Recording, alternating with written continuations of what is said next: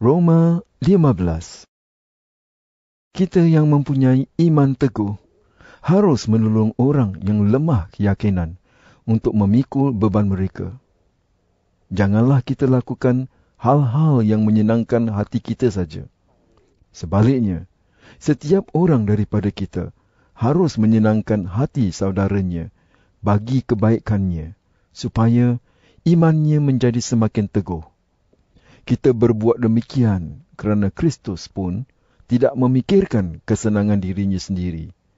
Di dalam Alkitab tertulis, segala cercaan yang ditujukan kepadamu kena padaku. Segala yang tertulis di dalam Alkitab adalah untuk mengajar kita, supaya kita mempunyai harapan, kerana ajaran daripada Alkitab menyebabkan kita bersabar dan berteguh hati. Semoga Allah yang menyebabkan kamu bersabar dan berteguh hati membolehkan kamu hidup seia sekata menurut teladan Kristus Yesus. Dengan demikian, kamu semua sama-sama dapat memuji Allah, Bapa Tuhan kita, Yesus Kristus. Sebagaimana Kristus sudah menyambut kamu, sambutlah satu sama lain untuk memuliakan Allah. Ketahuilah bahawa Kristus menjadi hamba kepada orang Yahudi untuk menunjukkan bahawa Allah setia. Dia menepati semua janji yang dibuatnya dengan nenek moyang mereka. Dia bahkan membolehkan orang bukan Yahudi memuliakan Allah kerana Allah mengasihani mereka. Di dalam Alkitab tertulis, oleh itu, apabila aku di kalangan orang bukan Yahudi, aku akan memuji engkau. Aku akan menyanyikan pujian untukmu. Ada tertulis begini pula, bersukacitalah bersama-sama umat Allah, hai orang bukan Yahudi. Ada tertulis begini pula, pujilah Tuhan, hai semua orang bukan Yahudi. Pujilah Dia, hai semua orang. Nabi Yesaya juga berkata, seorang daripada keturunan Isai akan datang. Dia akan memerintah orang bukan Yahudi, dan mereka akan berharap kepadanya. Semoga Allah yang memberi kamu harapan memenuhkan hati kamu dengan kegembiraan dan kedamaian kerana kamu percaya kepadanya, supaya dengan kuasa Roh Allah kamu semakin berharap kepada Allah. Saudara-saudaraku, aku yakin bahawa kamu sangat baik dan kamu mengetahui segala sesuatu yang patut kamu lakukan. Kamu juga dapat saling menasihati. Tetapi dalam suratku ini, aku menulis dengan terus terang untuk mengingatkan kamu tentang beberapa buah perkara. Aku menulis dengan tegas kerana Allah sudah mengurniai aku tugas khas. Aku dijadikan hamba Kristus Yesus untuk menolong orang bukan Yahudi.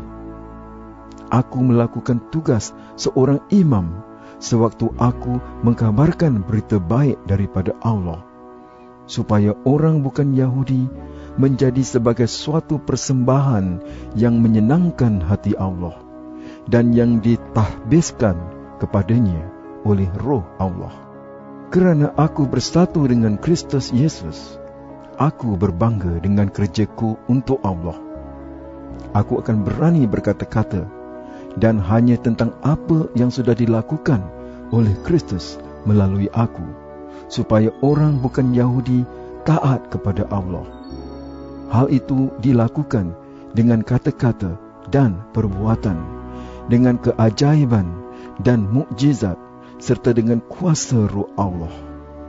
Aku sudah mengisytiharkan keseluruhan berita baik tentang Kristus dalam perjalananku dari Yerusalem sampai ke Ilirikum. Aku berazam mengisytiharkan berita baik di tempat orang yang belum pernah mendengar tentang Kristus, supaya aku tidak membina kerja di atas asas yang diletakkan oleh orang lain. Di dalam Alkitab tertulis, Mereka yang belum pernah menerima berita tentang Dia akan melihat, dan mereka yang belum pernah mendengar akan mengerti. Itulah sebabnya banyak kali aku terhalang melawat kamu. Tetapi sekarang kerjaku di daerah-daerah ini sudah selesai. Sudah bertahun-tahun lamanya aku ingin berjumpa dengan kamu. Dalam perjalananku ke negeri Sepanyol, aku akan singgah di kota kamu. Selepas beberapa lama, bergembira dengan kamu. Aku berharap kamu dapat menolong aku meneruskan perjalanan ke Sepanyol. Tetapi sekarang ini, aku akan pergi ke Yerusalem untuk membawa bantuan bagi umat Allah di situ.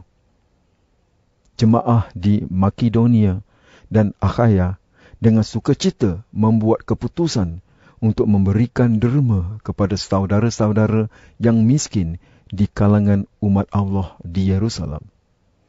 Mereka sendiri membuat keputusan itu. Memang sebenarnya mereka patut menolong saudara-saudara yang miskin itu, kerana orang bukan Yahudi sudah menerima berkat rohani daripada orang Yahudi. Dengan demikian, orang bukan Yahudi patut menolong orang Yahudi dengan berkat kebendaan.